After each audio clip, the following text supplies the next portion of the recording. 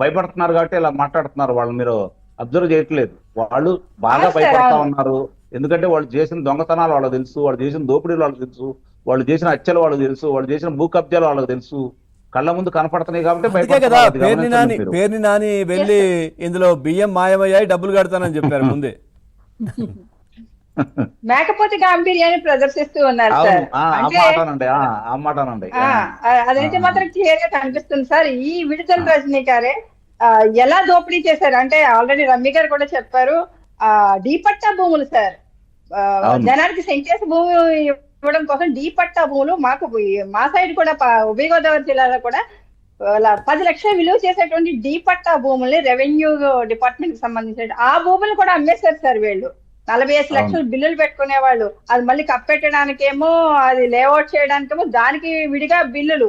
అంటే వీళ్ళు ఏ రకంగా ఎకరానికి 60 లక్షల రూపాయలు కొట్టేసినటువంటి ఘనమైనటువంటి ప్రభుత్వం ఏదైనా ఉంది, ప్రజలను దోపిడీ చేసి ప్రజాధనాన్ని దోపిడీ చేసిన ప్రభుత్వం ఏదైనా ఉందంటే అది వైఎస్ఆర్సీపీ పార్టీలో జరిగినటువంటి ప్రభుత్వం సార్. దీంట్లో అధికారులు కూడా కొమ్ము కాయడం, వాళ్ళకు కూడా వాళ్ళ తలకి చుట్టుకుంటుంది. అంటే చేసిన పాపాలు కానీ చేసిన తప్పులు కానీ ఎక్కడికి పోదు సార్. ఆ రోజు కూడా మేము సర్వే చేసినప్పుడు కానీ, మేము ప్రతి చోట వెళ్ళి అక్కడ విజిట్ చేసినప్పుడు కానీ జరిగినటువంటి అవకతవకలన్నీ కూడా రిపోర్ట్ తయారు చేసాం. అప్పుడే తయారు చేయడం జరిగింది. కంక్లూడ్ చేయండి, ఏం చేస్తే బాగుంటుంది, ఫైనల్ గా కంక్లూడ్ చేయండి.